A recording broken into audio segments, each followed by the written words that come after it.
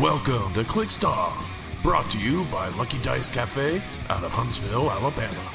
Check them out at LuckyDiceCafe.com. And now for your hosts, Daniel Powell, Jason Alvey, Alex Coos, and Tyler Spees.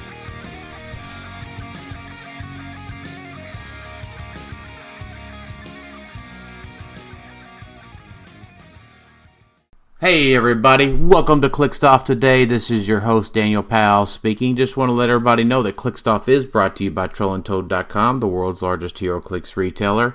Find Heroclix new and old on TrollandToad.com and use coupon code CLIXEDOFF for 5% off your Heroclix order. Merchant and pre-order items do not apply. If you like what you're listening to today on Clixed Off, check us out at patreon.com/ClixedOff. $1 and above gets entered into our giveaways. $5 and above gets entered into our Discord server for Heroclix strategy and tactics discussion. Joining me today is Jason Stubbed His Knee Alvey. I think it's a little more than stubbed it, but yeah. And, I'm lucky I can not walk around at all.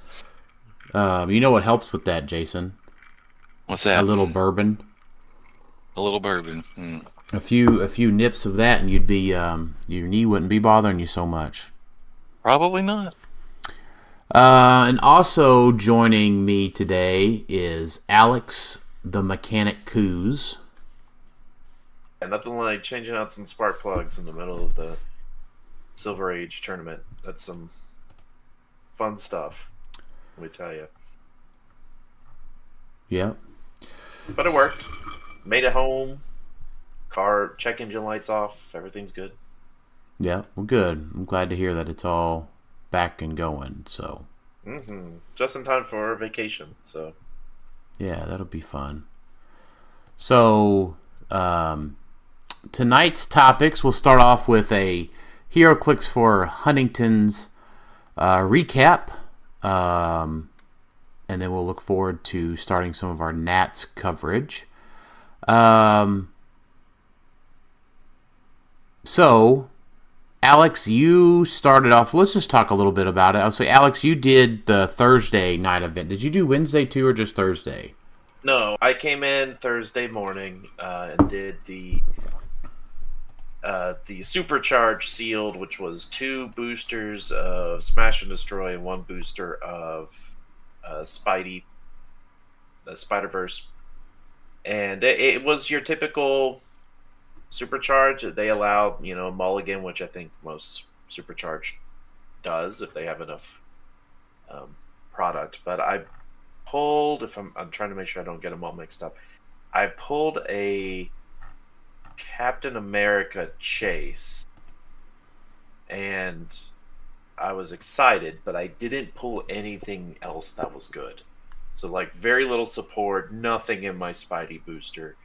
It didn't work. So I did the crazy idea of I mulliganed, and then I pulled Prime A-Bomb and Captain Marvel chase, along with, Moreland and a few other things. And so I didn't do super hot, all things considered. When you get a lot of people together to pull a lot of boosters, there's a lot of chases being thrown around. I did okay. I mean, I did fine because I walked away with a Captain America chase and a Captain Marvel chase. So I was thrilled either way. And A-Bomb. So it was a lot of fun. This is going to be kind of a bold idea or proclamation. I think for next year's Heroclix for Huntington's, whatever sealed event, the main event, Scott Porter versus the World, if they're not doing the newest, the future set, like this year, obviously they could only get Smash and Destroy, they couldn't get Lantern Legacy. So assuming they don't, if that happens again, I think 100% they should go the super sealed format, and they should do a booster from a different set. That sounds fun. Because what happened in this supercharge was you had pieces that helped mitigate some of the Prime Destroyers. There wasn't many pulled in the Supercharge, but you had Captain Universe, and he had the range, the mobility to tangle with a lot of the stronger pieces in the Hulk set, that it kind of balanced things out a little bit. Like Destroyer Prime would probably have a rough time with Captain Universe, because Captain Universe has room to add more pieces to the team. So if you didn't do, you don't necessarily have to do 400. It could be 300. But I think splitting the set allows the opportunities for those figures you're concerned about from the one set, Destroyer Prime, Juggernaut. Well, if you add another set in, that's a whole nother set of grossness, kind of like in the same concept. They could counter each other a little bit. So after playing Scott Porter versus the World, I left thinking, man, if we had Spidey, I bet you it would have been a little bit more not top heavy with the certain things, not the spoiler or anything, but it would have been a lot more interesting, I think. But I will say it was a great time. Tons of people there. A lot of people came in on that Thursday. We could talk about... Do we want to talk about the venue in general for those who didn't get to go? Like, what was your opinion on Divergence? A metal box, and it was hot. Yeah, I mean, the air conditioner was definitely better than the past 2 years. Yes, but it was not fantastic. But it has still missed the mark. I'm sorry, you know, a lot of people showed up. It was probably fine, but having been to Adepticon and Champion Clix this year already, the air conditioners there work just fine. Yeah. Especially the one in Florida. In the con when it's cold. Yeah. That might be the only way to have it in a good venue like that in Huntsville. I don't know. Well, yeah. Let's have it when it's cold outside. How about that? Yeah. I just put it back in October when it was Rocktober. Yes. Yeah, that sounds like a good idea. Yeah, I'm just disappointed that after what happened last year, that the venue was hot. And, I mean, of course, we're talking about this sort of stuff. Again, my overall impression was wildly positive for the weekend. But gosh, I mean, stop making me sweat my balls off to go to an event in Alabama. Yeah, it was definitely not equipped to handle over 100 sweaty dudes. Because the place, even like on a Thursday, when there wasn't 100 people, there was like 60 or something. At times it got a little toasty, but not that bad. I felt comfortable. I thought, oh, awesome, this is going to be great. And the temperature was around the same, mid-80s. It was when you added an additional 40 people that it just got too hot. The place just wasn't equipped to handle that much bodies in there generating a lot of heat. Yeah. But it was a good time, though. Yeah, I mean, I thought the venue... I think there was enough space, all things considered. I love the fact that there were things to play in between games. Like when we rolled in for one of the tournaments and it was late, I could hop on and play some Rivals or something while we waited. It was kind of fun. That was nice. That was nice. I agree. Parking, I didn't have a problem with parking because I got there early. Yeah, parking was okay. Yeah, it was fine. Food around it was great. Was fantastic. Like top notch. Probably the best food I've had at a tournament, maybe ever. Like around the location, Columbus is probably close. Where they have that market. The North Market. Yeah, because they had a Stonehouse place, which was a little bit of a walk. The next door burrito place was delicious. Yes. There's a ton of good food all within walking distance. And I knew that was one of the things they were advertising, and that came true to life. Like, I left thinking, man, I never had an issue with food. Like, there were times I was probably hungry in the middle of a tournament, but it wasn't ever like, oh, we got to go to lunch. I don't have enough time. the line's going to be crazy, blah blah blah blah. I never had that issue because I mean, yeah, the food was great. I had Buc-ee's and Bojangles, and I had fantastic tamales at that burrito place next door, and I had good Chinese food at the Yep. place across the street. I was in heaven as far as the food went. It was so good. Yeah, because the problem with Lucky Dice was like it was in an okay location, but you had to drive like 2 miles to get to fast food. It felt like it was oddly far away from fast food or other food options, unless you wanted that donut place. This place was fine. I thought food was great. Our Airbnb was great. Dan, you did a great job finding that one. Yeah, it was great. It was right. It was a couple blocks away from the one we stayed at last year. Yeah, it was like 2 miles or less away from the venue. Everything about the venue was fine. The heat was the only negative thing, I guess. But Yeah. I next year, yeah, I'm torn, right? Like, yeah, it probably needs to be in a hotel, but the hotel has to be near all that food. It's what I'm thinking. It's like, man, Yeah. I kind of want the food, but at the same time, man, like thinking about it, as much as I want it in a hotel, I also enjoy just staying in an Airbnb because most of the time we get our own room. Whereas when we're in a hotel, it's like, oh, we're sharing beds or we're on the floor. Like, there is a benefit to having a cheaper city that has cheaper Airbnbs as opposed to all of us huddling into a hotel. There's positives and negatives. Yeah, I get it. Yeah. I think the biggest thing would be the big thing about a hotel is that you get Heroclix players to show up on time, so that your events don't run an hour or more behind schedule. Sure. So, Lou Minotti asks, how can tourney organizers improve with getting their events started on time? I think a lot of that is on the Heroclix player, especially this past weekend. Players were showing up at like 8:55 ready to register when the event started at 9. Yeah, was it Don't Friday, do that.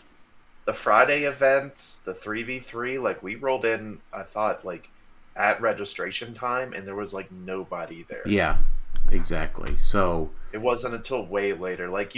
I thought staffing wise, like, so for those that don't know, obviously they use HC units for everything. This was also the first time they used HC units for sealed events, and you had to put in your sealed teams as well, which we could talk about later. I thought like the HC unit side of things, I thought it was fine. It ran decently well. There wasn't any win hiccups like we used to have. I think it's just the players didn't help them out as much as they could, and they gave a little too much leeway to the players. But I agree with you, Dan. If you're going to show up to an event, like registration starts at 8, we play at 9, don't roll in at 8:45 and be like, oh, here I come to register. Like, no, I mean, we're all here. We all want to play, and we all want to have a reasonable time to do other things as well afterwards. Play a BR. We want the tournament to be run efficiently, and it's really hard for the staff to do so when everyone is, a majority of the people are showing up right at the buzzer. Yep, for sure. I mean, that's the big thing was, people were showing up late, and I get that it's a charity event and, folks have some leeway on, it's a fun, maybe a little bit more laid back event, but, I think the tournament organizers probably, especially after the Friday event started late, I think they should have made an announcement that says Saturday starts at 9 a.m. Be here on time tomorrow. Mm-hmm. Well, yes, no. We talked about this at the hotel, the Airbnb. Like, Saturday is just a different kind of event. Saturday was the Scott Porter versus the World. That had a lot of there were some younger players. Like, that's just for everybody. So that one, you expect there to be more leeway. I know, but we started 2.5 hours late. Sure, they were one of the reasons was they were waiting for the player from the Philippines. I don't have an issue with some of that when it's the like the family fun event. Like that is the sealed. It's family is everything. Forget the motto. That's fine. If we're talking like if it was the Silver Age World Championship or something like that, and it went over, then that's where I start having a problem. That's a more meta. You're not going to get everybody involved in that. It's not a like as family friendly, right? Those are the type of tournaments that I feel like no, there needs to be. Here's the cutoff. If you can't make it, too bad. The Saturday event that's just an open event. Like it's supposed to be fun and whatnot. I understand the 2-hour thing. I get it. I just think having a little leeway of, we know this person is coming. They've traveled so far. They've asked for, they let us know their time frame. If we got to delay a little bit for them, okay. I don't have a problem with that as a player. Maybe communicate that a little better to everybody. Communicate that, like you said, like if they knew the player was going to be there later, or we knew that the night before went late, then, delay that.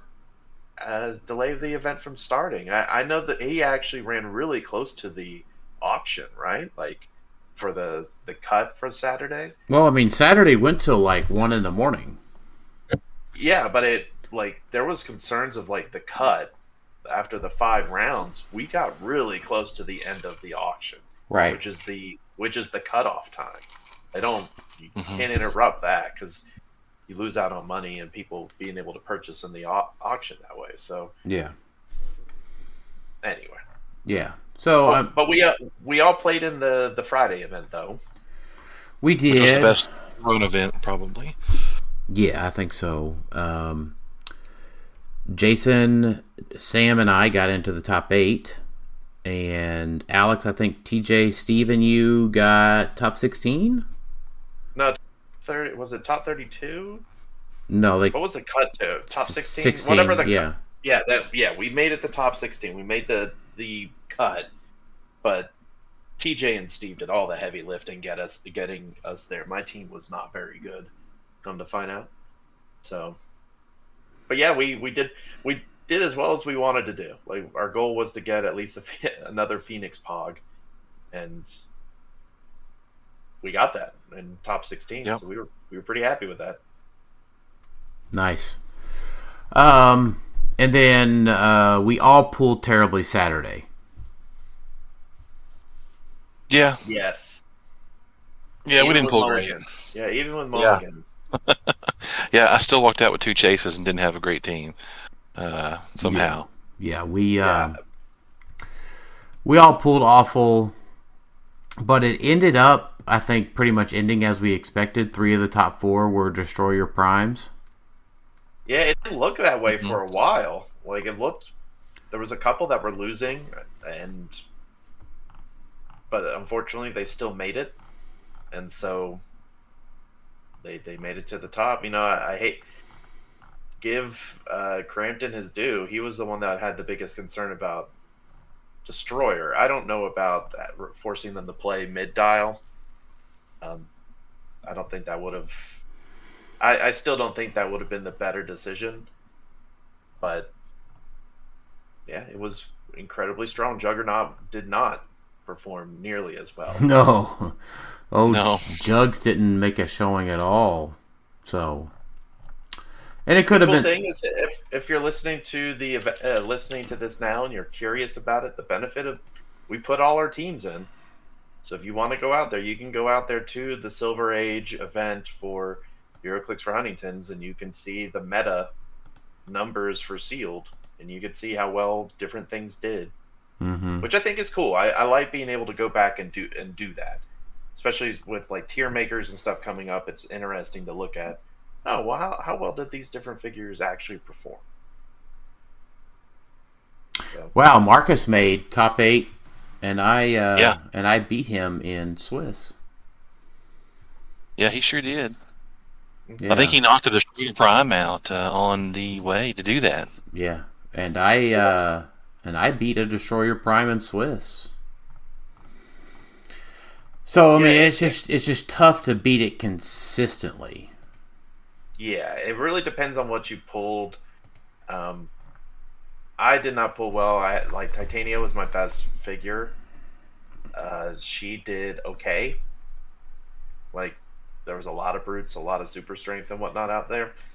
So she did fine. It's just I lost a few matches due to some bad rolls on my side and good rolls on my opponents. But Isaac made top 8 with a Rhino, a Constrictor, and a Zax, and 2 Thories.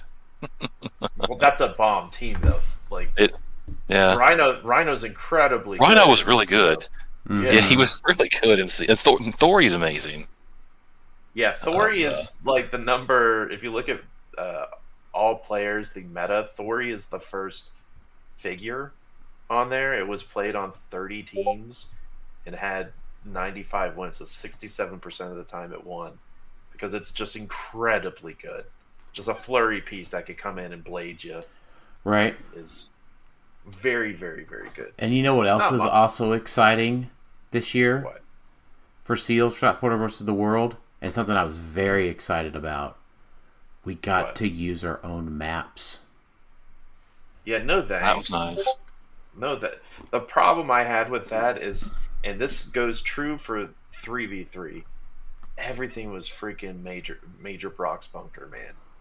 It was everywhere. Non-stop. Over and over and over again, to the point where it's just like I didn't see any other maps half the time. Oh, man. Such a good map. It was on 36 teams and sealed. It's almost, I'm getting to the point where I feel like it's too good of a map, unfortunately. Like, if you see it play, like, if it's on every team, or, like, and I'm not talking sealed, I'm talking, like, in general. Like, I could see them doing, like, making that map not modern anymore. Like, you know the problem is when you say that is that there are other maps that are just as exploitable as Major Brock's. It's just they don't do it because Major Brock's is the best at what it does. Right. So the others are just a step down from that. I mean, you're talking about, like, not like taking a step, like, you know, as you're walking upstairs to the second floor somewhere. You're talking about, like, dangling your foot over the edge and being like, "Ooh, well, I guess I'll just take that." So, this would be a good question. What are the ones you're talking about? For the people that aren't familiar. Yeah, let's talk about the maps. Yeah, I can pull it up. I can pull it up real quick. I think that's a good discussion point because it's a default map to add to your build. Almost regardless of what your build is, you're putting Major Brock's bunker on there. Yeah. So you have a couple of thoughts there. The biggest one for me is the new Phoenix Nest headquarters map. There are some considerations with that map.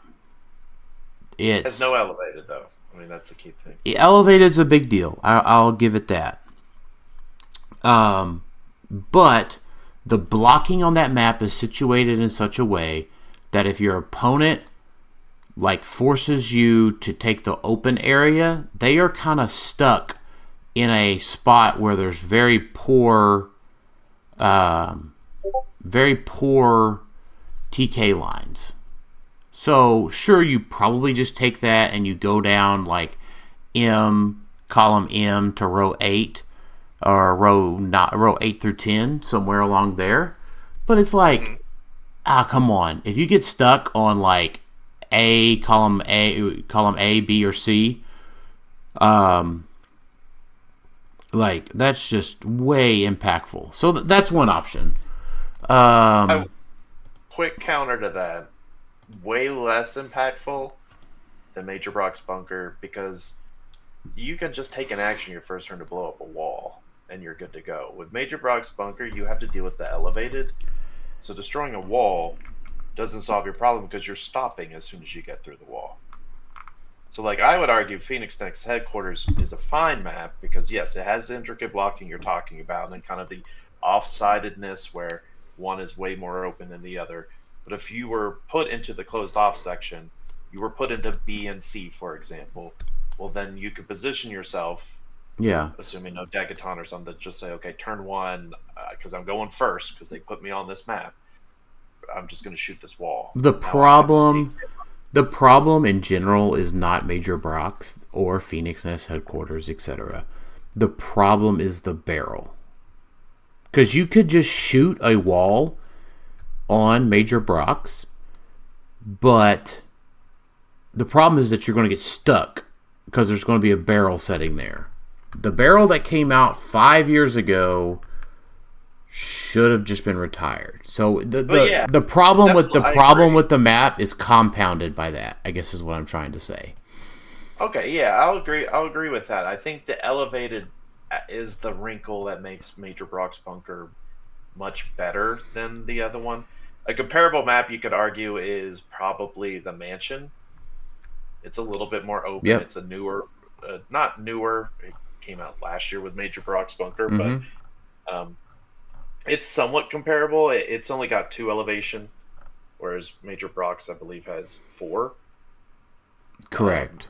But it's not as inhibiting. It is a bit. I mean, I played against it, and someone played it in sealed, and I mean, they hit in the corner, and I was struggling. You know, they hit in the corner and played 3 blocking terrain pieces, and so it was a pain with my team to get through it, to get to them in the corner while they just waited for me to come over. Yeah. So it was a pain. Not as big of a pain if they had gone to Major Brock's bunker and hid in the little room or something. But I'm just curious because it's on every team, man. Yeah. So I think in the 3v3, even though I only had a 33% chance, I think I faced it every game. So, so like the tangle plus barrel, very annoying to try to navigate. The tangle being from where? Spider-Verse. Spider-Man. Spider-Verse. Okay. Yep. Yeah, that's the mostly just a bunch of elevated. Yep. Yes. Also from that set, the problem is like these maps, if you just take a look at them, they're like, oh, that's not so bad. Up until you add in terrain pieces. So even like an unassuming map like Alchemex from Spider-Verse, you add a L-shaped blocking in there, then you add a 2x1 blocking. You shove a mound on that map. Something like that, that map suddenly has very shitty lanes of movement to have to navigate. So this goes into a quick discussion point of, okay, because the order of operations, right, is first player goes first, second player chooses the map, and then second player puts their terrain first, right? And no, first player places their terrain first. Okay. That's where I think, you would want the person who picks maps should have some way to offset the huge advantage of having to go second. And so that's where, the first player can mitigate some of that by having terrain markers and just saying, okay, I'm going to make sure I play a bigger hindering terrain marker so that way I can place it out here to block off, because you'll know which side you're playing on, obviously. So you're on DEF side of Alchemax. You'd be like, all right, I'm going to put some hindering down in the 4, 5, 6 rows, so that way they're not just putting a big thing of blocking there. Like, that's where terrain markers become so much more important, to not just randomly throw, I'm going to throw the heart-shaped bush, the foam booth. I'm just going to haphazardly throw those on there and call it a day. No, you need to be mindful of the other pieces that you're putting out there. Are you putting that L-shaped hindering? Because that you might need that to block a bunch of blocking terrain markers that they're going to throw at you. Since we've got even bigger ones from, is it Smash and Destroy that has the 2x3 blocking, or was that Spider-Verse had the laser cannon 2x3 blocking. Mm-hmm. Yeah, that's huge. And it requires 4 damage, I think, to take it out. Correct. Like, that's huge. You could just throw that in front of somebody, and so now they have to take an action to get rid of it. And sometimes they don't have support pieces that could do it. They have to use one of their main attackers to waste their first turn to get rid of it. So don't sleep on terrain markers. They've done a good job of making it pretty impactful. Yeah, I know. So the whole point is like Major Brox is not the total problem. Just these maps are with these terrain pieces. Yeah, it's just terrain markers just make it even worse on Major Brock's Bunker. I agree, but even like so, you even take a look at the new Alien Aquarium, stuff like that. Speaking of maps, at any rate, can we talk about Rivals Respawn now? Yeah, this will be interesting. So, Rivals Respawn, is it still up for pre-order on HeroclixForHuntingtons.com as of tonight? I think it sells through May. They used to do it like that. Okay, so I'll look it up. Go ahead. orange squares are lava terrain. At the end of each turn, each player places any friendly characters in lava terrain square into a respawn room, then deals characters placed this way 1 unavoidable damage. Until your next turn, if that character would gain immune, instead it doesn't. Pink rooms are respawn rooms. When a friendly character takes 3 or more damage from a single attack, after resolutions, place that character in a respawn room. Oh, man.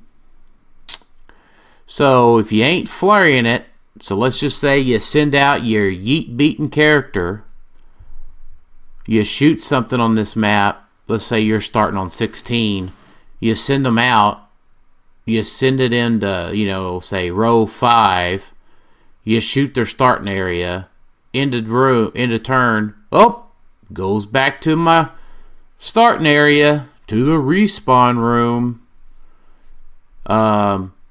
I sent my piece all the way across the map, you tag it for 3 pin damage, goes back to the starting area. Yeah. The most impactful map that has ever been released, and I'm not being facetious, exaggeratory. You just freaking teleport. Now, there's been some figures that do similar things, but not a 0-point map. Yeah, I think it remains to be seen on how useful, because I agree with you, it's incredibly impactful. It's just how someone makes it impactful. Is the reward of playing this worth the risk? Because your opponent gets the same benefits that you do for playing this. So as much as you can utilize, hopping into the lava terrain and then taking 1 and then choosing to, respawn on their side or something, right? Like, your opponent can do the same thing. So if you're getting this map, which everyone should, it is currently still on the website. If you don't have one now, I would just order one immediately. They're talking about shipping at the beginning of June, and They are currently in stock on the website. Yeah, definitely get one. But you need to study it, and you need to know how it works. This isn't like Icy Lake, where Icy Lake is pretty good. It does some really unique things. No one plays it because no one really wants to deal with all of that. Rival Respawn doesn't just do one good thing, it does 2 good things. And, in general, it has some really blocked off lanes of fire, or lanes of movement and lines of fire, with the blocking in the center to force your opponent to one side or the other. Mm-hmm. It does have some pretty open lanes on the side. Yeah, the sides are fine. Yeah, sides are fine. The middle is, this is another instance where if you're first player, you want to have, maybe a big thing of hindering that you can put on one of those sides, because there is not a ton of room for a lot of terrain markers. Like, to put a big thing of blocking down, there's not a lot you could do there. Like, you could put the 3x3 elevated close to the little one hindering spots. Yeah. You can put them around there, but it's not as if like the whole map is open for you to put something down, because you can't put terrain markers in the orange squares because that's special terrain. Correct. You cannot put terrain markers next to any of the triangles. The transition squares. Yeah, which you might be wondering, why are there transition squares that show 2 to 2? It's for that exact reason, so they cannot put blocking terrain markers in the doorway and say, haha.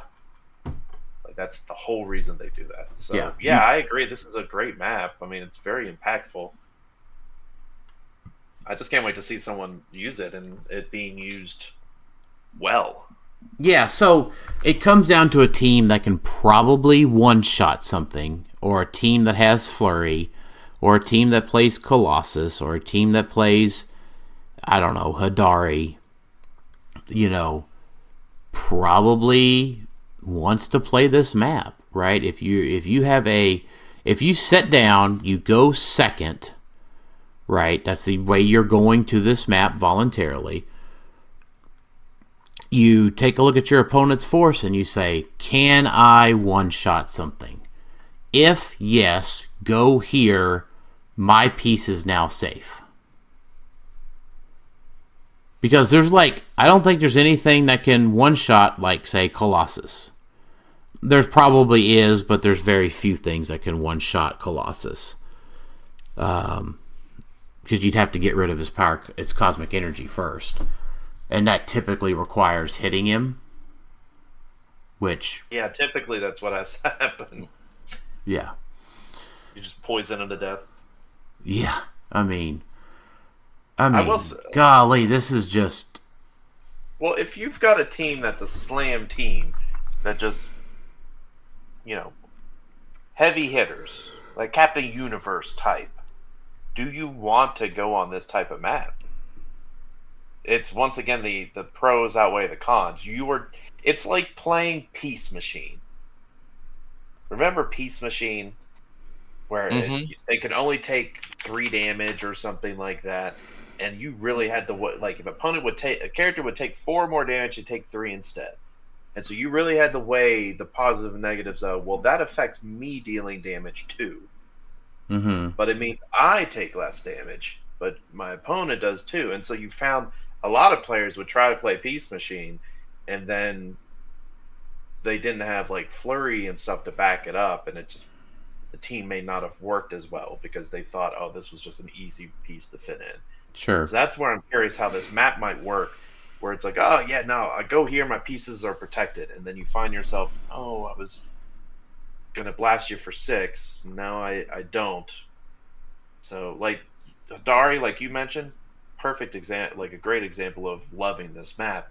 She's doing 3 anyway, right? Like, that's her... Mm-hmm. That's her whole shtick. She isn't usually trying to do more than that. She's just trying to just hit everybody so they all take 3. But something bigger, and Captain Universe is the first off of my head, but there's probably a collector maybe, or someone who tries to hit you for 6. Tries to hit you maybe even higher, 7. Gotta really weigh on whether you want to play on this map or not. Mm-hmm. Well, keep in mind, it's also like a good, like, collector counter. Mm-hmm. He's going to start collecting you, but he can't get to you, so you can run out there, let's say you send out figure 1, tap him a little bit, get yeet beated back, send out figure 2, beat on him a little bit, get yeet beated back, send out figure 3, do the same thing, all while he's trying to say, well, I'll collect figure 1, I'll collect figure 2, I'll collect figure 3. I mean, he's having to chase you down while figure 1's running and figure 2 and 3 are coming in, right? Same thing, figure 1 might just go in, boom, It just all depends. It makes for some very, very interesting placement and yo-yo strategies. Yeah, and I think, we talked a lot about the respawn rooms and the pink squares and taking 3 or more. I would say the lava squares are almost equally as impactful, because dealing 1 unavoidable to somebody just because they're stuck in that lava. So Knockback is much more important. Mind control is important, where you can attack and then run that character into the lava. Because one unavoidable is one unavoidable. We would love to deal one unavoidable to somebody a lot of the times. So, and it's we're not talking just like 4 little lava squares. We're talking a lot of squares, at least 20. Yeah, quite a few. So there's a lot we want to talk about. I want to get into some questions. I would reiterate the post that I made earlier this week. Clixed Off is relatively back, I should say. I don't think we ever really went anywhere. But we did take a little bit of break since the whole silver thing last year. But I want to take a moment and say, I greatly appreciate all of y'all that came up to us at Heroclix for Huntington's. Say that you enjoy the show. Specifically, those of you that say, you're ready for us to come back in a bigger presence like we had before that. So, we're back. I'm very excited, very energized, based on the energy received from folks at Heroclix for Huntington's, and really excited to bring y'all some more content here. So in saying that, I think maps is a good spot to talk about, what I wanted to cover a lot going into nationals. I do want to clear, we got a question on Spirit of Vengeance Red Hulk. I do want to talk about him a little bit.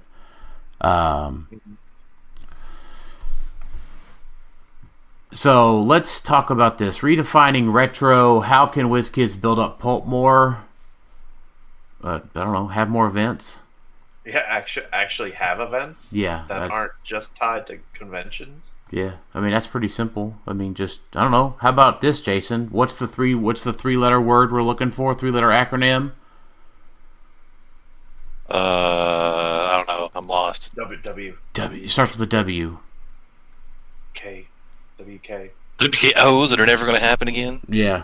Because now they're replaced by CCOs. Yeah. You know what they need to do. You know what they need to do, and they could have done it at Heroclix Rankings, but they didn't have time, I guess. Build your pulp events after sealed events. Super simple. You want to have a cool pulp event, nationals, worlds, whatever. Want to do a big pulp event, do it after your sealed event, because we saw Heroclix for Huntington's. They had a giant box full of extras. It was all the commons, uncommons, rares they didn't want from Smash and Destroy. Well, that's right. Okay, you want to get people to play pulp? Be like, hey guys, we got all these rares, uncommons, commons. You didn't bring a pulp team? Well, yeah, it's all Smash and Destroy and maybe some Spidey. You can build a reasonable team for pulp out of just Smash and Destroy. Like, to be honest. Like, do that to get any player that maybe didn't consider playing pulp. Was like, I wasn't really going to do it. I didn't build a team. Well, here you go. Here's a Moreland rare. Here's some uncommons, commons from Smash and Destroy. Why don't you join in the tournament? There's decent prizing. Yep, exactly. Easy way to get people to join. I think I'm excited for pulp because having played pretty much only commons, uncommons, and rares in the sealed tournaments, I felt like I was. And these pieces are pretty good. And nobody's had a big pulp event since Worlds, right? So yeah, there hasn't been anything since World. Just have the events. I know it's solvable so quickly, as everybody says, but at least we're going to see new stuff because that stuff retired that everybody's playing before, and now we got all this new stuff. I think it'll be interesting. It's just a supplemental format that requires bigger tournaments to happen, and Heroclix Rounding is just so packed with events. There's really not a place for pulp in it. So, maybe they just think about tweaking the format just a tiny bit to make it a little less homogenous. Everybody's playing the same thing. Maybe. Yeah. Maybe allow. Maybe about. How about this one, Jason? I got a suggestion for you that you might like. Okay. Along with commons, uncommons, and rares, maybe they could allow super rares, chases, primes, iconics, and LEs and just have WKOs or surrounding that type of event. I think that's what we call modern age. Oh, yeah. Darn. That's right. But no, I was thinking, maybe they could add some other things to that you could play pulp with, starter sets, monthly LEs, things like that. Yeah, those 400 sets they've been coming out with. Those 400 sets, yes, yeah. Like, maybe some of that stuff could be utilized in that to make things a little, more varied. Yeah, those aren't game breaking, and they're not difficult, or because pulp is about, well, can I afford it? They're not expensive. Nor hard to obtain. Yeah, they're not usually like $60 things. Like Iconics, no, because Iconics do sell out. Those 400, team builder or starter sets like you're talking about, those are fine. They add a little wrinkle to it. Like I don't mind it. We can't allow Iconics because things like Kong exist, or like a 300-point Doomsday or a Beetlejuice. Yeah. Unless maybe it was a curated selection of Iconics, perhaps. Yeah. Not just everything. Exactly. Eric Adams, favorite hidden gems from the past couple sets that aren't getting the love they deserve. I think I was surprised in the 3v3 event nobody played Colossus more. Maybe everybody just got tired of playing him. Well, that's the fatigue that Alex talks about. People don't keep playing it. He was pretty heavily utilized up until that point. But he was also used in tandem with like Hadari, right? I know he was. Yes, in silver, wasn't he? Like, yeah. But no, in modern, yeah. Modern, yeah, but she also has fallen off. Like Colossus and Hadari have probably taken the biggest falls from just playing. People just are excited to play new things, and we got the Spidey set, and then Smash and Destroy, which is a good set. Yeah, a lot of cool things from it. And that was legal for the 3v3, so yeah, people wanted to play it. I mean, even Sam was asking me tonight. She was asking me, what do you think about Colossus and Hadari?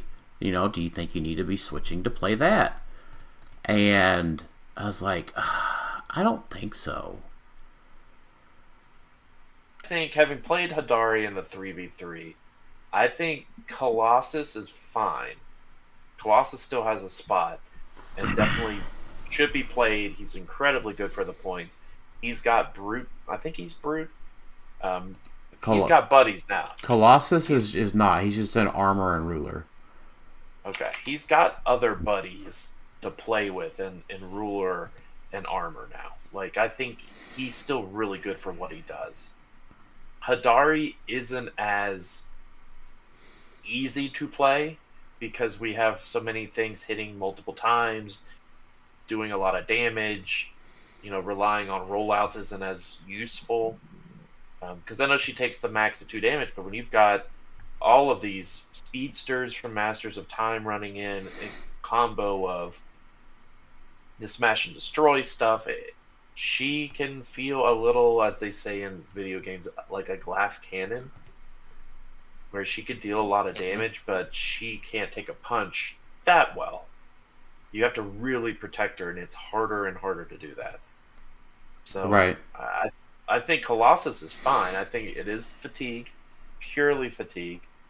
And maybe people who were going to the event this weekend knew he was banned in silver and was like, well, instead of packing him, I'll just play something else in the 3v3. I don't know that figures what this guy's talking about in his question.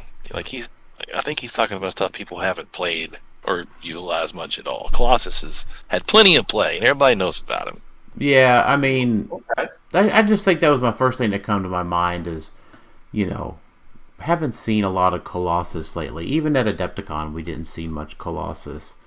I think some last three haven't had much time to be used at all. Yeah, that's true. I think some of the other things we haven't seen, the Colossals from Master of Time, make a big impact. Yeah. We did in the 3v3. We saw Flash Raptor. Yeah. I never saw him. I did. I witnessed it firsthand. I think Prime Panther gets underplayed. I think Prime Spider-Ham might not be played very much, but he's pretty good. I don't know about Smash and Destroy. Hasn't had time to be played yet, so I don't know. There's nothing. That's too new. Yeah. I'm trying to think. Also, I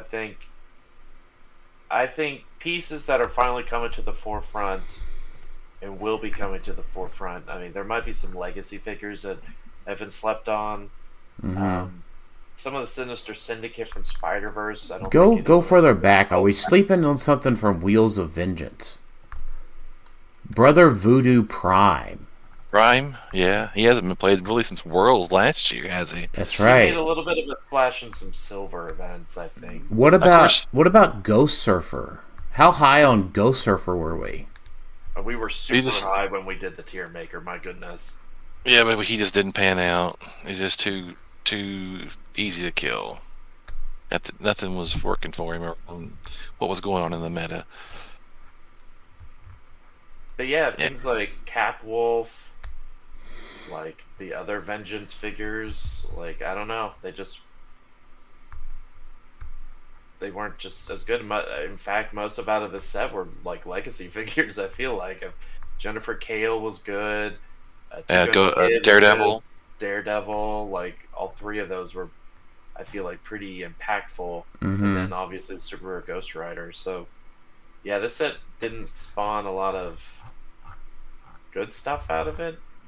Yeah. But I'm always trying to look for stuff that hasn't been tried to figure out, does this actually work or not work? Mm-hmm. Like, I feel like there's not much out of next phase. Like, we never see Wong anymore. We don't see Wong get played anymore. Like Barrel ruins that guy, and I hate it. I hate that Barrel ruins Wong. Well, it isn't that. So Wong's not dead, because what happened to Wong was Avengers died out. We didn't have good Avengers for a while. Avengers are back because it passed. Problem though is a lot of the good past ones do what Wong does, but better and cheaper. Yeah, cheaper. You've got Wally West. You've got Reverse Flash. They all do it for cheaper and better than Wong does. But Wong still has a place. I still love Wong. I think he's great. It's just maybe his time has passed because of Masters of Time. We've got just better pieces that could do what he does. It's like we never really saw like Prime Kingpin a whole lot either. Well, that's the same with, like, in Black Panther. We haven't seen a Pog team with Falcon and Red Wing. Yeah, from Collectors. Yeah, it's just those were niche team ideas, and it just hasn't come to fruition yet. Well, we haven't any tournaments hardly either. We've had 2 tournaments that were modern. Yeah, basically. I mean, so that kind of hampers things. Yeah. But one thing, and this kind of goes back to talking about Heroclix for Huntington's, is what's interesting is I don't really consider Heroclix for Huntington's event, the Rock Cup event, to be a Silver Age event anymore. Because, like, we had Modern on Friday, we had Sealed on Thursday and Saturday, and then we had the Silver Tournament on Sunday. Like, going into it, I was like, oh, it's Silver, but we got these other events. Now I'm leaving it, and it's like, it barely feels Silver to me. Like, there's the tournament on Sunday, that's about it. Yeah, because as let's see who said it. Matthew Lanier, same old stuff, wins in silver again. What, won in silver again? Yeah, exactly. Surprise! Yeah. Like, again,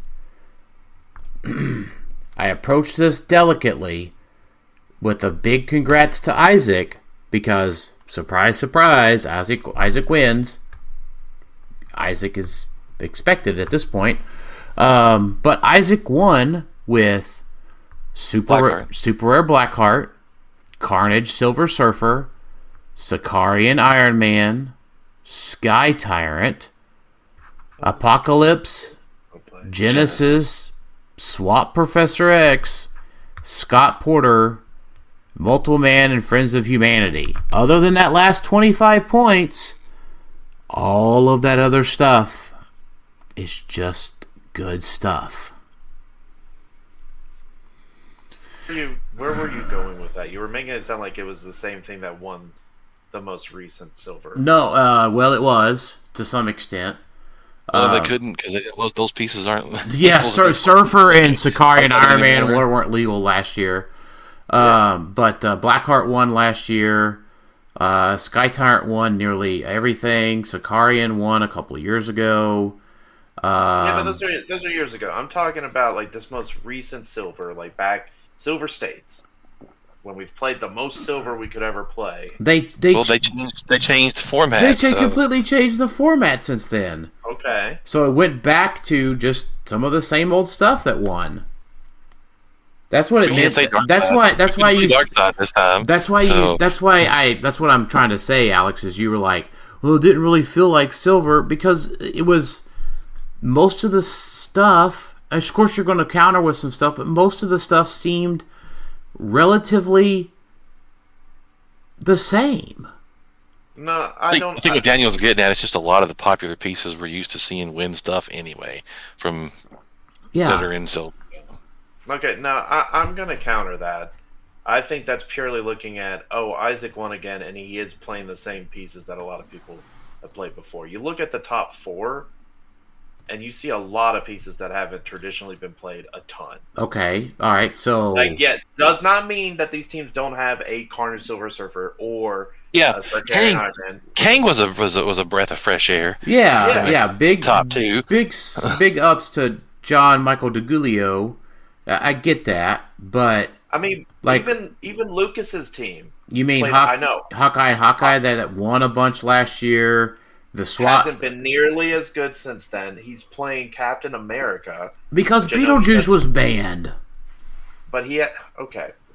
What does that matter? What I'm saying is he's playing swap mechanics with only one cap swapping. Cool. Yes, Arcane Iron Man he could swap into, I guess, Black Leopard or Manifold or Miss Marvel or something, I guess, to get Mjolnir for free. But it's still a pretty unique Avenger team. I will say this, Alex, before we get too far. Mm-hmm. Silver is better than it was at Rock Cup last year. It's better than it was at States. Oh, yeah. It was refreshing to see the format be better, but it has a lot more work to go before it is a good format like it used to be, or if it comes close to competing with Modern. When you say work to go, I don't know what you mean by work to go. It has more work to be done to the format before it's as good as it used to be the first 2 years, or if it even comes close to competing with Modern. Looking at the teams here, and then when I was building teams for Silver, because I obviously couldn't play in Silver this year, there's a lot of variety. Like, yes, there's a Carnage Silver Surfer here, there's a Sakarian Iron Man here. Yes, because those are very easy ads to put on a lot of teams. I get it. Like, I was building with it too. Isaac's team is very, very close to a team I was building. And I brought to play. Very, very close, except I didn't play Blackheart. I mean, Black Shirt Porter was on 38 teams. The Black Shirt, the Porters are going to be on, you can play one of them. One of them's going to be on almost every team.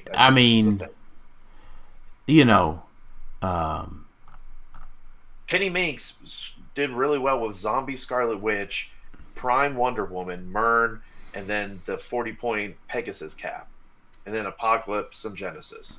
Mm-hmm. Like, there's a lot of variety out there. You've still seen Sakari and Iron Man on 17 teams out of 67. It's just a lot of this. The point I think Matthew Lanier is trying to make is it's just a lot of the same stuff repeated over and over again. And how can it not be when it's just all the stuff we've had since we got new cards. It's just that stuff's never going away. Yeah, they only will via the temporary ban list. Like, we didn't have it for a year. or it's Some people are Saki. gonna always feel that way about it. That it's just kind of rerunning the golden oldies. Yeah, I mean, I get that. I mean, the ban list could be more strict. And then people are going to bitch about that. You can't please everybody. It's just not going to happen. I don't think the ban list needs to be more strict. I think it's fine doing a temporary ban list and just going through seasons and just saying, okay, take every season that championship is done. Take a look at the top percentage played pieces. Throw them on the 10th ban list for the next 6 months or something. Man, that's super simplifying it. I get it. But, like, you could do it that way to say, okay, this was way overplayed. Let's give it a break. And then we'll bring it back 6 months, a year later. You can play Circadian Iron Man. You can play Carnage Silver Surfer again. But then we got a new wave of figures going out. So, like, Masters of Evil chases, maybe with some tweaking or some bans, they should come back. Some of them. Like, I don't mind that. Like, but there's want a them lot back. of... Yeah, I mean, we have all those chases. Like, they don't need to bring Killmonger back, and they don't need to bring Mephisto back. But they can bring everyone else back. And you still got cool swap mechanics. You still got Inquisitor. You still got a lot of, like, Dark Phoenix doing her shenanigans. Like, just do seasons. And right now, we were in the season of Circadian Iron Man's back. Carnage Silver Surfer has been back, but, you know, it's just... He's kind of just 50 points left. Sure, he's a good attacker. I'll add him on. I think Silver's fine. I think they're doing a good job with it. I think there's plenty of variety. I think the tweaking part, sure, they can be more explicit with the temporary bans and say, hey, instead of temporary bans, let's call them season lists. Yeah. For Silver Age Championship is done. So until States next year or whatever they do, here's the new 10th ban list. These are the guys that were supposed to play it. I get what you're saying. So I would say Silver is better, but it's not fine. And let's give Isaac some credit. He's a mastermind, so you could give him almost a pulp team, and I think he would. Well, I mean, that's fine. Yeah, I mean, but you saw last year's champ in the top 4. You know, you saw Scott Crampton in the top 4. You see a lot of these names in there. Ant-Man. Jalen. They're playing teams that are different than what they played last year. Well, because they're not the same teams. Well, I know most of it was banned. I get it. But it's not as if they're all playing the same 4 teams. No, they're definitely not. They're very different. Yeah, that's my point. Is we're not looking at it. It isn't like Scott versus the World, where everyone in the top 4 was like prime destroyers. These are all vastly different teams in the top 16. Yes, some of them had a Porter, like a lot of them had Porter, a lot of them had a Carnage Silver Surfer here or Saki here. But the identity of the team was vastly different for most of these. When we're going into a modern, which probably is going to have a vast majority is going to be Avengers coming up, because everyone's going to be using those kooky Avengers to make all these past figures Avengers. Yeah, I guess we'll find out soon enough when Nats gets here. It's not too far away. Yeah. All right. Yep. So let's keep rolling through here. Thomas Camacho updates for World's Hotel and event list. I think you're not going to get that, Thomas, till after Nats sometimes. Probably sometimes during July. But they got the dates for Worlds out there. Just plan on showing up that Wednesday night, and then I would assume it's going to be pretty much the same as the past couple of years. Pulp on Thursday, teams on Friday, and then singles on Saturday and Sunday. So pretty standard fare, I think. Yeah, maybe a supercharge thrown in there. I think those are widely successful. Oh yeah, for sure. Because I don't know if they had that at Worlds last year, because that was still relatively new. I think they had supercharged sealed. I'm pretty sure they did. Mm-hmm. Yeah, if they did very similar to Heroclix for Huntington's, where they did that maybe on the Wednesday or something, perfectly fine. Because you're going to get a lot of the newer players, the ones who don't play in major tournaments, to show at the Worlds, when they know they could play in Supercharged Sealed, a Team Sealed event, and battle royales all weekend, and then do a BR champion again because that is very well received. Yeah, that's if I wasn't a competitive player, absolutely I'd go to Worlds for those events. Yeah, for sure. I knew I could compete with everyone because it's all based off of how you pull and how you play it, and then I could just go play BRs. So, just keep in mind for everyone, it is much later in September this year than usual. It is like the end of September, like the 25th through the 28th or something like that. When it's usually like 2 weeks earlier than that, I believe. Yep, it's almost Rocktober. Yeah, it's usually before my birthday, not afterwards. So that's why I'm extra cognizant of when it is. Yep. Alec Musser asks, what is the perfect way to cook a steak? A little S&P is the choice for me, is what he says. Medium rare. Yeah. Medium rare. Make sure you sear both the top and bottom and sides when you're cooking it, though. Yep. You got to make sure you sear the fat cap if you're cooking something like a strip. Medium rare, but seasoning, I guess, is just salt and pepper. You can go a little bit, not necessarily Italian seasoning. I do like some of the, not Mrs. Dash, but those type of style of seasoning things you can buy at whatever grocery store you go to. That is just salt and pepper. It has like a little bit of garlic, a little bit of herbs in it as well. That kind of gives it a little extra spice. That's good. You could sear the sides and then actually put it in your oven if you want to. I've done that a few times. To cook the center, not too much because medium rare is the preferred method. Maybe a little medium if you're too squeamish on the pink. But you could throw that bad boy in the oven after you sear the sides, and it's pretty easy to cook. Yep. Don't be afraid of the pink. I used to think that was bad, but I've changed my mind. Oh yeah. Yep. It used to be the same.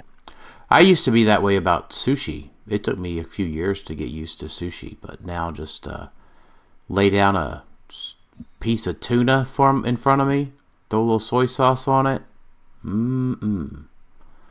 Still prefer my sushi cooked or warm. I'm still a little odd about that. I think it's more of a temperature thing than a texture taste thing. Yeah, I get it. Boy, it's good. We should go to like a sushi buffet or something. Oh gosh. All right, but yeah, SPG is fine too. A little bit of the garlic is fine. I mean, doesn't need to be crazy. If it's a good piece of steak, it'll stand up on its own. But realistically, like, I don't really have any like hard set opinions about how people should eat their food. You know what? If you paid for your steak or whatever, and you want it well done with ketchup, you go right ahead. You go right ahead. All right, perfect segue for me, Daniel. Question to both of you: steak sauce, fan or foe? If you use it, what kind of sauce do you guys use? A1 probably is what I've used a lot in the steakhouse. Well, so I tell you, I don't mind A1 on my baked potato. A1 on the baked potato is the play. That is good. Good. But I tell you what, I couldn't even tell you what it was, but I've been at a steakhouse before, like a pretty nice steakhouse, not a chain place, and somebody at the table like asked for some steak sauce. Worcestershire or something. And it was some version of like Wash Your Sister and barbecue sauce. Yeah, I don't think that's the name of it. Yeah, it was some version of like Wash Your Sister sauce and barbecue, and it was really good. Oh, what? I don't know what you said after you said Wash Your Sister sauce. Wash your sister sauce. Worcestershire. There's a Shire. Yeah, Worcester sauce. Yeah. Yeah, typically the go-tos are like A1, Heinz 57, or Worcestershire sauce. I was a big fan of Country Bob's for a long time. I like Country Bob. Bob's is great. I like Country Bob on my burger. Now, here's the thing. If I'm going a little cheap on the cut, I found someone special, I know it's going to be a little tough. The steak sauce is fine. But, if I'm going to, if I'm having a vendor take me out to a nice steakhouse, or I'm, whatever, it's an anniversary, and, it's $40, $50, $60 a plate or more, I'm trusting the chef to give me a good piece of meat just as is. Yeah, if it's a cheaper piece of meat like you're talking about, I sometimes even dip into not a lot, but a little bit, like maybe a barbecue sauce. Yeah. A little bit of extra flavor. And I think that's what this steakhouse made that was really good. I'm hungry now, and it's late in the evening. I kind of want. Me too. Yeah, we ate late tonight, so I'm actually okay. So let's keep rolling down the questions. I love that y'all are asking us questions this time. I'm really finding a lot of great ones. George William Ong, of course, great to see you this past weekend. And is Legacy Spirit of Vengeance Red Hulk a viable main attacker for Modern? Yes. We were just talking about that, weren't we? I don't know what we said in the set review about him, but whatever I said, I was wrong.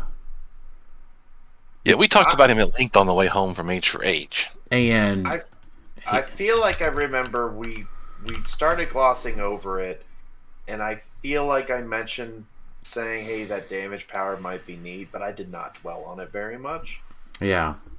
I just thought, I mostly dwelled not on his stop clicks, but more on the fact that he got to use the attack and damage powers of all of his people that he chose. Because I do remember talking about, hey, he can have almost any damage power you want, and he has 4 of them. Yeah, only at 125. He's only viable at 125. Yeah, you don't need to pay an extra 75 points for 3 bad clicks. Yeah. 125 is where it's at. So, we did not think about what could be brought out with his trait. Now, I've heard the trick arrow thing, where folks are, being able to say hit him for 4 damage, not penetrating. They, outwit his impervious and his stop click, and then, just one-shot him. But gosh, that's putting a lot of effort into a very specific build. Like, to be able to do that, because you got to have the 2 to 3 outwits, because you got to get rid of his shape change from his pilots. He has a bike. He has super senses now. You better outwit. You better be able to. A way to outwit his he has cosmic energy, so you have to have a way to get around. Well, so you have to be able to get rid of protected, because the trick arrow, and not just getting rid of cosmic energy, you have to be able to get rid of the stop click via getting rid of protected with an outwit. Because the trick arrow that turns the nth metal that turns off stop clicks doesn't keep that click from being revealed. So let's just say you hit him for, 7 pin damage. You hit him with that nth metal. Guess what? Boop boop boop boop boop boop boop boop. 4 big dogs are coming out. I didn't think we looked at his keywords enough, or somehow I just missed animal, monster, brute. Mystical soldier, and was like, it isn't that we missed it. We were doing a set review, so we were focused more on the pieces in the set.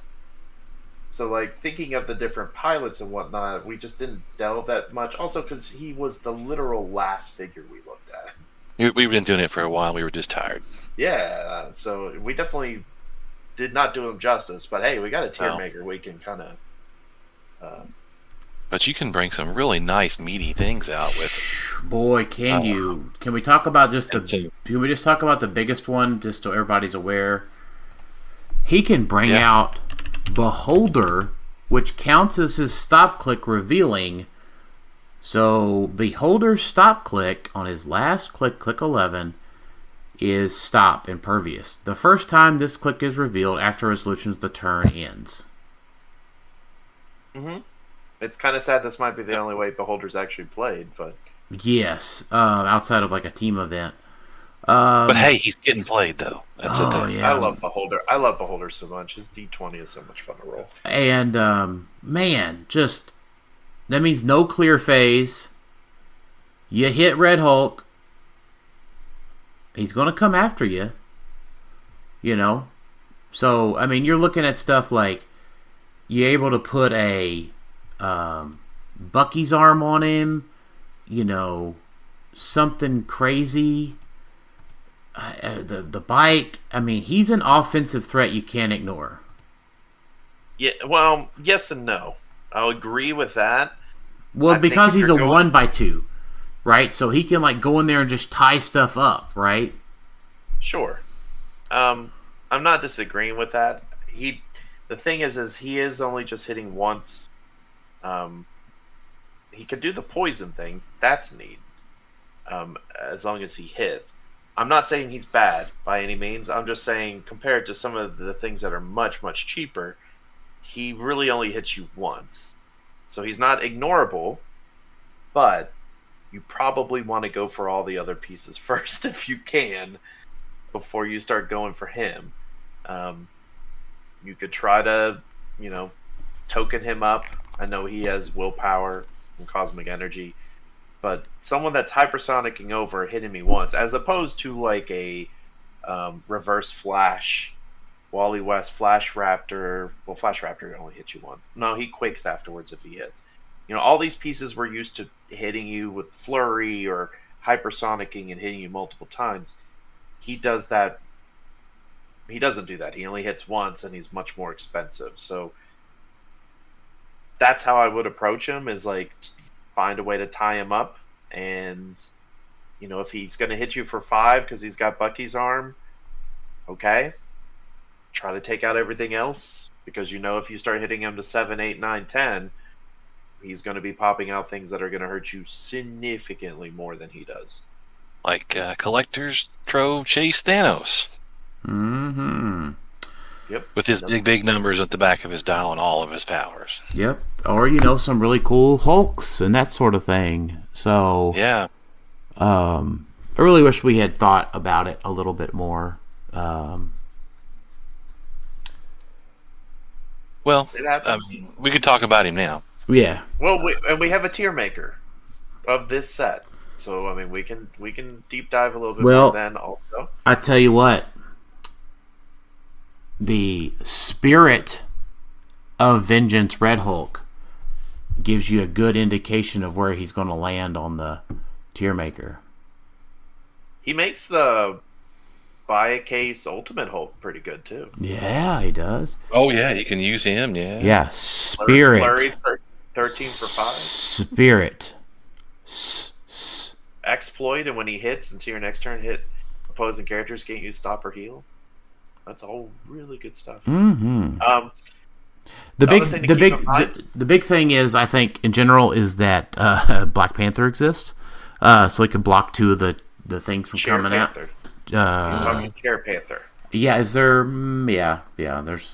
There's a couple other Black Panthers that are relevant. You know what? That's Prime true. Panther, like that was the one I was. To be fair, if I'm talking about Prime Panther, I'm going to say Prime Panther.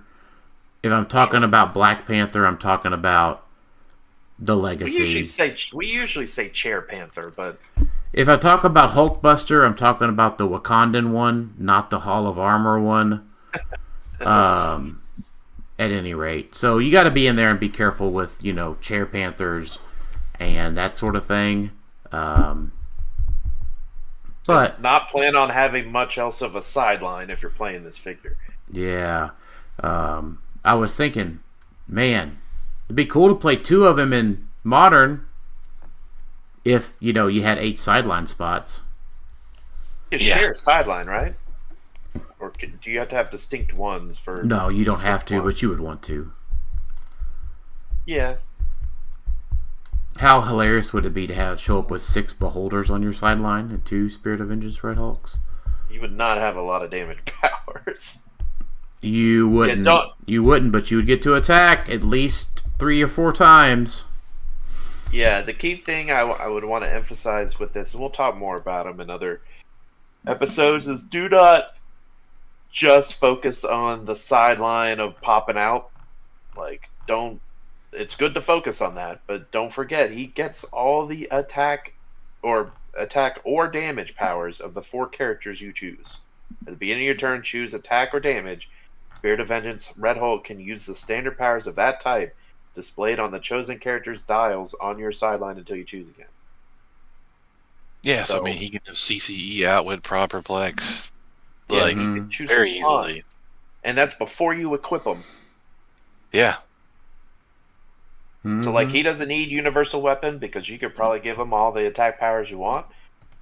He doesn't need necessarily the shape change equipment if you don't want to. Like, you probably give him super senses or something like that. Like, yeah, he just gets having access to potentially 4 good attack or 4 good damage powers is crazy good. Yeah.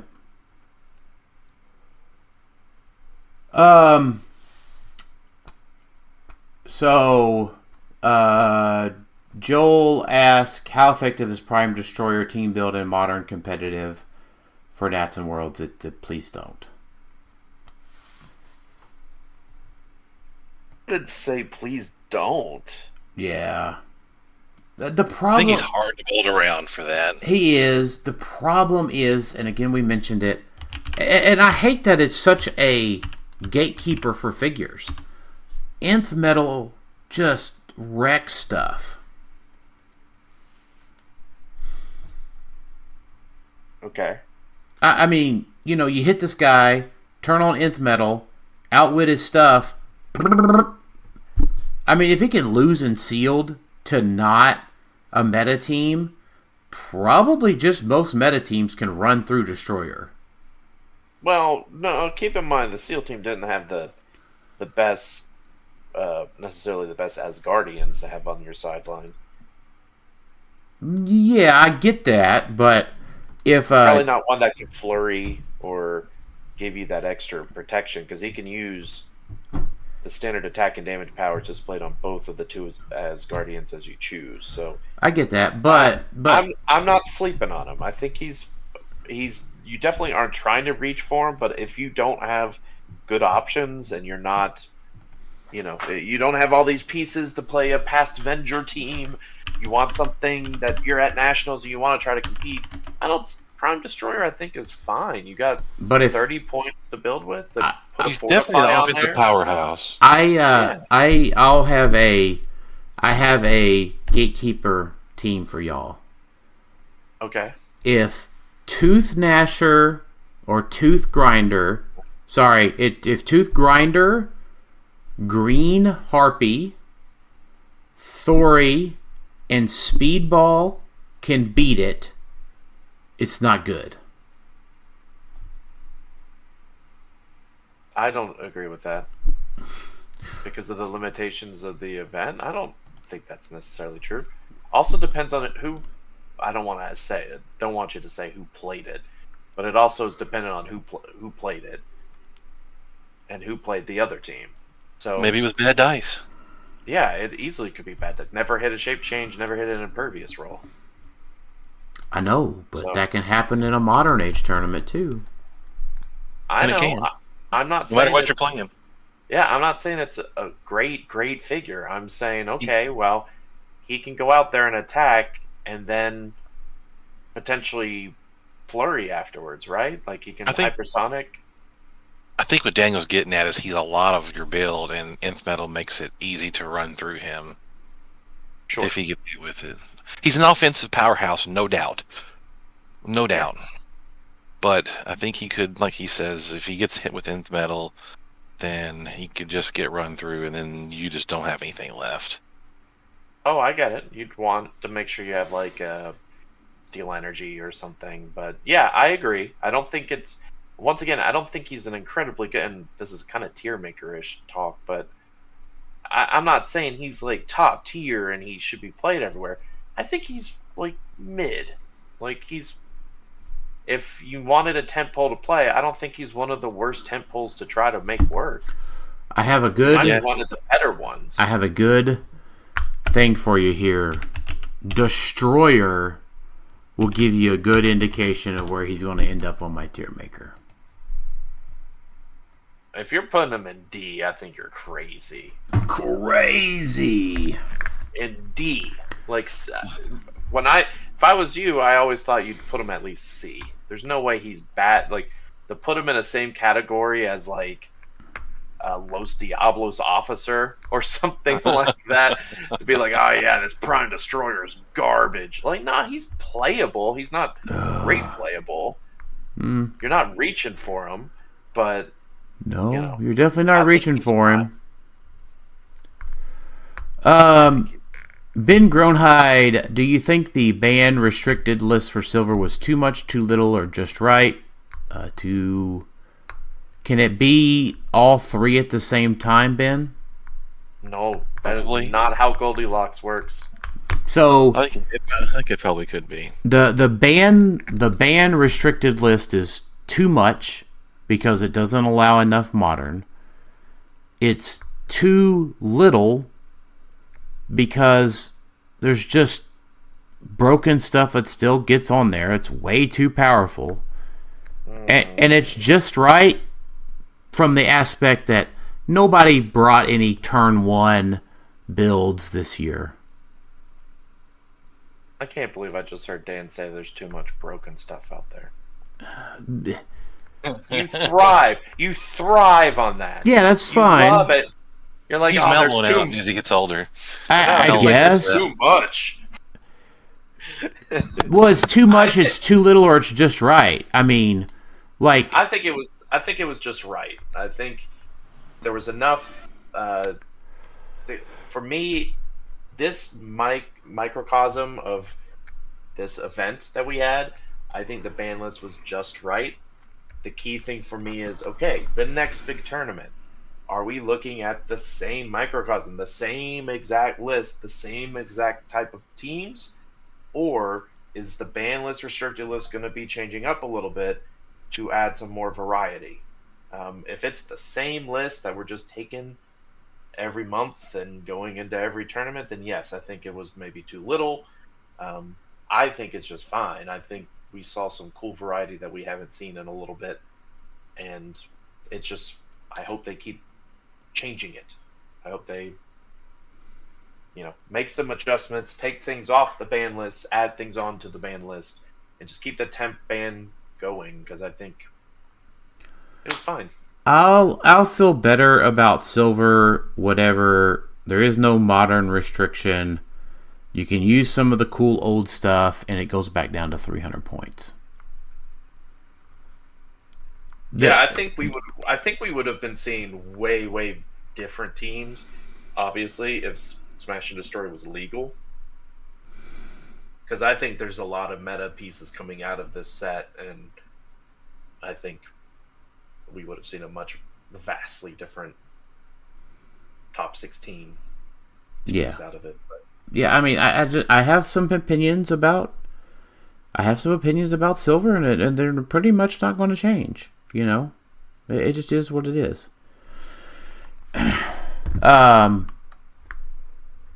Anthony Barnstable, this feels like, Anthony, you asked me a pop quiz on it with an essay style answer. It feels very Malcolm Rush. Yeah.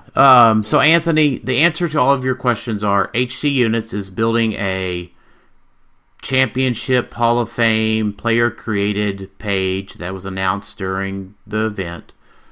Realms Open Championship on Facebook has all of the champions that you want to talk about.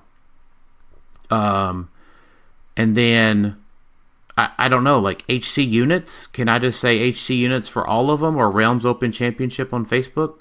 That pretty much announces everything. I think he's asking some of these questions so we announce some of this on the podcast. Like he put on there who won the 3 fellowship prizes. I'm pretty sure he knows that. Yeah, he does. Shout out to James and Miguel Silva, by the way. And then our new local guy, yeah, Jeremy Burkeen, for winning the Create a Legacy Fellowship Prize. Jeremy's probably going to get added to Clixed Off here really soon after we give a chance to talk to him about it. He is... we haven't told him yet. Yeah. Probably. I know, I mentioned it to him. I talked to him about it down there. I told him we'd talk to him this week about it. And we got to talk to the team about it still. So, but he has really taken to the game. Yeah, and 2 months in, he's really jumped in with both feet. And gets to make a legacy card. It's crazy. Yeah. I don't know if anybody else has been in the game 2 months is making a legacy card. Yeah, pretty crazy. There are a couple of Anthony's questions, so I do want to ask: did you guys play any of the VR games? The VR games? Yeah, the VR games. Yeah, I did. I played Zombieland. You know who played enough VR games for the entirety of the event attendees? I think I know the answer. My son Theo. Saturday, he played VR from open till when we left. And Friday, he played it from open till we left. So it was kind of cool. They kind of made me dizzy a little bit. I played the big zombie one, and I don't know. It was fine. Probably not my cup of tea, but it was fun. The other question that I wanted to touch on, because it's a fun debate point, he asked, "Will Oxit be used again next year?" Porter says no. Thank goodness. To be fair, did you guys win anything in the auctions? I haven't even tried to bid on the auctions the past couple of years because Oxix is such crud when it gets that loaded. I tried to bid on some stuff, but I didn't win. The concept of Oxid and what they were doing has been fine. It's just they kept dropping the ball every single time when it mattered. Like during normal things, like when Howard does his little his weekly thing. Yeah, it's not a big deal. It's perfectly fine. Yeah, people were doing different sales on there. Perfectly fine. Like the system I like, where it's like it doesn't just close at the end. There's a runoff period where you can do things back and forth. Perfectly fine with any of that. It's just they've consistently dropped the ball on the biggest of, I assume, one of the biggest events for them each year. So yeah, I don't think the biggest event for them probably. Yeah, I don't think they're coming back for this. I don't think Porter or anybody really wants them to come back. I did bid that night on one thing, and I thankfully lost it. I bid on the Batman Batcave Iconics because when I looked at it, it was like the closing night. It was still like under MSRP. Oh wow!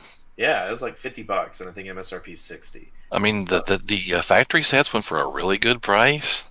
Yeah, so I know people might get on the fence about it, and if you don't have money, thinking like, oh, there's no way I could bid on anything. Like, I don't have the money. You've seen some of these like other auctions Scott Porter has done for other things where, yeah, the prices are really, really, really high. Remember the Justice League Abominus thing that like Crampton won before it came out, but that was like very, very high priced. Like those type of things scare people away, like me away. I'm very frugal, but you can get into the auction, and there was like, if you weren't trying to go for like a Phoenix Pog or some of the really hard to get things, there were some really good things you can get for reasonable prices, if not below prices. Like if you needed a Scott Porter figure for silver, I think you could get them pretty cheap in the auction.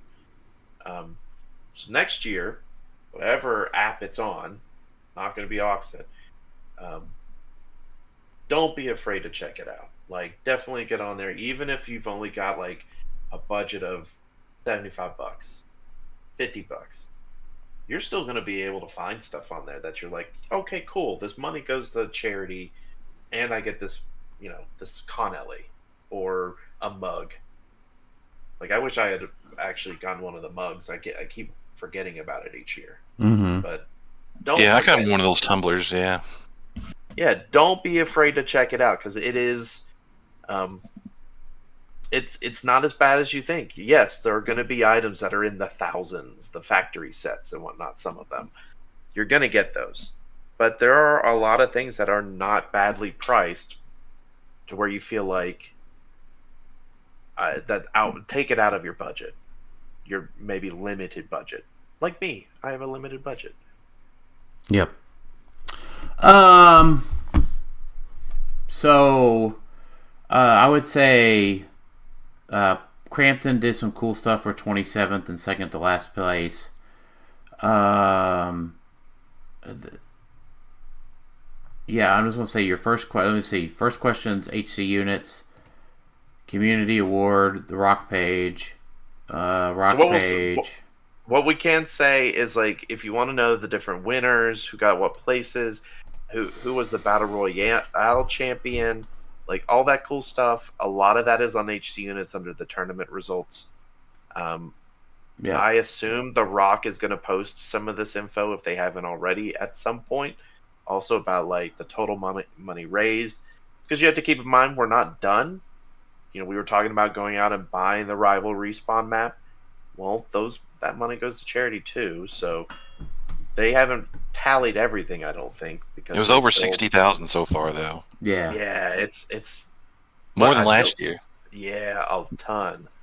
So Anthony's just trying to make sure we, bring up some of the other things we didn't talk about at the Heroclix for Huntington's event. Definitely check out HC Units, because unfortunately we don't know all the names off the top of our head of everybody who got all the stuff. But, yeah. Brad Broyles asked how well this Krakoan Revival team would have done. Fine. I mean, it looks pretty good. Fortify, Rivalry on the sideline, Leech. Yeah, I mean, it looks pretty close to what Isaac played, actually, other than the addition of the Krakoan Apocalypse. Yeah, the only question mark I would have on your team is the Hellfire Gala Mr. Sinister. I still don't know how much I like him. He's only like 2 clicks at 40 or 3. Mm-hmm.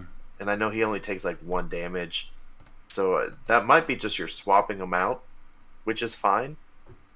But if you're trying to play him, I would need to know what you're using him for. Is he just mastermind fodder, or does he have another purpose? But yeah, the team's solid. Yeah. I gotta look here. Matt and Ben, are they brothers? Have I never thought to ask that? Ben Groenhide and Matt Groenhide? Yeah. I don't know. Never thought about it. I don't know. Matt, Ben, can you guys confirm that you actually aren't brothers? They are friends. Yeah. On Facebook. Let's see. Let's do a quick investigation. Matt. So while you're doing that, should we talk about their question while you're doing that? No, we shouldn't. I just want to see what they're both from. I never thought about it. So. Well. Anyways, okay. Not great podcasting here. It's clicking in. Yeah, it is. It's you know what it is. You know what it is, Alec? It's investigative journalism. That's so great for the audio medium. I know, right? All right. So, is the Phoenix Bystander going to be as meta-defining as the Scott Porter figures were? Yes, unless you're worried about Mern. Unless you're worried about Mern. So he's asking about availability. Matt, I don't know how you want me to answer this one. I feel like I don't have a good answer for this one. I'll give you the 2 perspectives. Perspective 1, people should show up to this event and get the things. Heroclix is a competitive, collectible miniatures game. There are haves and have-nots when it comes to a collectible, competitive game. And it's the same thing. If you can't pull a chase, you can buy the chase. So I'll end it there. That is one side of it. The other side of me says, just make it available. Let it be print and play. Who really cares? Let's get everybody access to the good stuff. Yeah, I don't go as far as print and play because there's some legalities there, but Yeah. you get what I'm trying to say outside of the legalities of the print and play. I think one aspect I would add to this is I don't, and I was much more involved in some of the HeroClix for Huntington stuff at the beginning. I mostly do the website now. I don't know if there's a specific reason why WizKids only really dishes these out at the event, and why they don't do it after the event. I don't think there's a reason why they couldn't have any of these pogs printed and have them for BR prizes for Nats or at Worlds. I don't think there's a single reason why they couldn't. It was mentioned that they kept like 125 of them, WizKids did, to do something with at a later date. We don't know what. Yeah, I mean, they should. These are definitely much higher, I won't say super high quality, but higher quality than past events. They've got a gloss on them. They look like an actual like HeroClix bystander, as opposed to, like someone got a little sticker. They look really good. Yeah, so like really good. Matthew, to go to your question, like it'd be great if it could be out there more. I think the onus on that goes to WizKids. They're the ones who print it, and I don't think there's anything to say, oh, it can only be dished out of HeroClix for Huntingtons. It's really on them to print it more and get them out more. Kind of like what they did with the Scott Porter figures, right? They had the first wave, and they're like, whoopsie, we sold out. We're doing another wave, guys. Don't worry. Mm-hmm. And everyone got one, basically. Almost everyone could. So if they do that again for the Phoenix, I think it's fine. Like, that's what they need to do. Because we ran out, like the event ran out. So many people were playing BRs that there were all of them that were at the HeroClix for Huntington event were gone.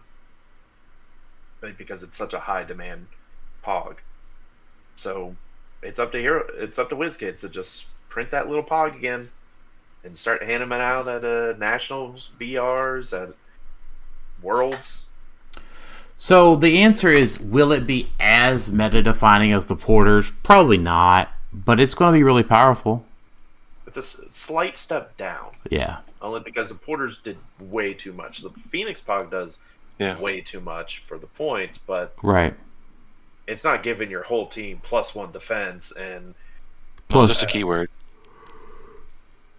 Keyword after theme, thank goodness. Yeah. But it still does a lot of stuff. Mm-hmm. I know. But, I get it. I mean, what helps against the Phoenix to make it not so meta-defining is the fact that we did just get Cookie's Scarlet Witch, which I know is like 15 points more, but does add more powers than you would get with the Phoenix Pog. You have Copycat, who is 5 more points and does a lot of things as well. So we have a lot of cheap support.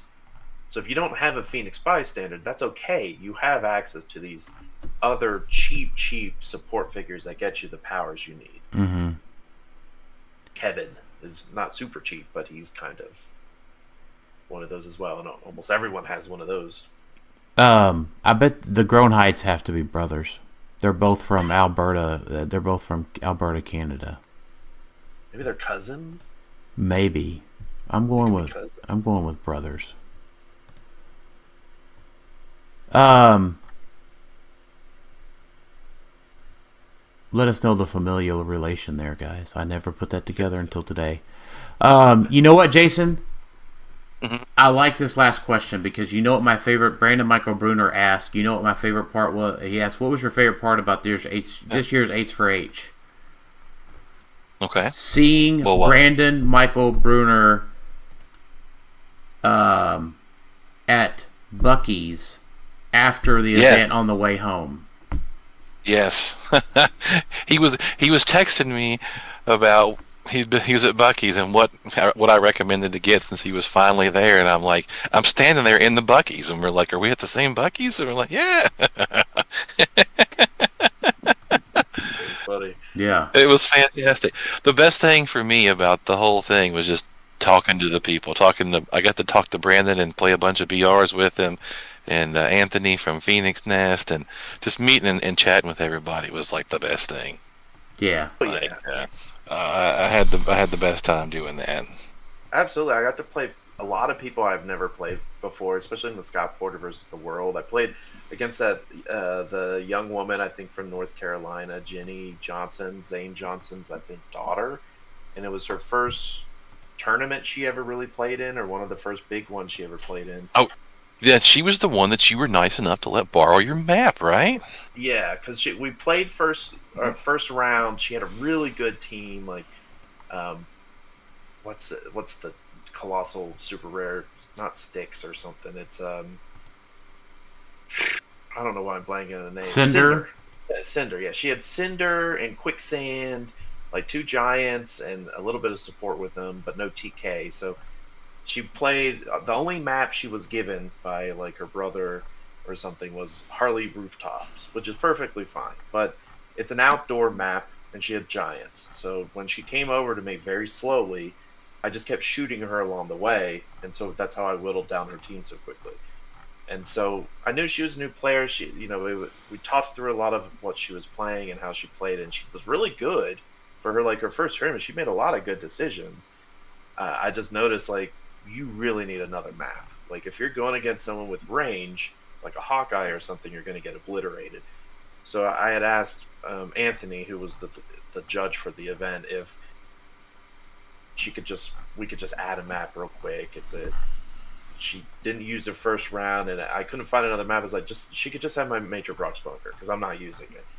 And Anthony was gracious and let her use it, and I think she did almost better than me. She went 2-2, which I was watching the standings and whatnot, and when I saw that she had won her next 2 games, I was thrilled, because it's your first tournament, right? To do decently well at it for a newer player, that's awesome. I'm so happy that she had done as well as she did.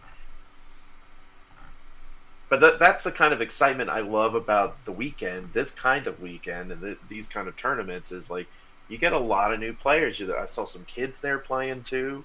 Like, that's the fun of it. Like, that's, as much as we love our meta high competition, we get that. Like, we see those tournaments. We play the same, it feels like the same 30 people every year. It's those other events that are equally as important and kind of bring out a new excitement when it's like, hey, I've never played you before. Awesome. Let's just have fun with this event. It's a little bit more lighthearted. The prizing's great, but you're not sweating it as much because it's sealed. Oh, you're still sweating it. I'm sweating it. Not in that way. Yeah, not in that way. Yeah, exactly. But I think that's what I love most about it, was like the 2 sealed tournaments I played in. Even though I didn't do amazingly well, I had a lot of fun playing the different people that, I played a lot of people I've never played before. Yeah, I got to play Clay. I never played Clay Wood before. That was nice. Oh, that is cool. He whipped my ass, but I enjoyed it the whole time. It was great. we got to play Phoenix Nest and the teams. I never got to play Anthony and those guys, and that was great.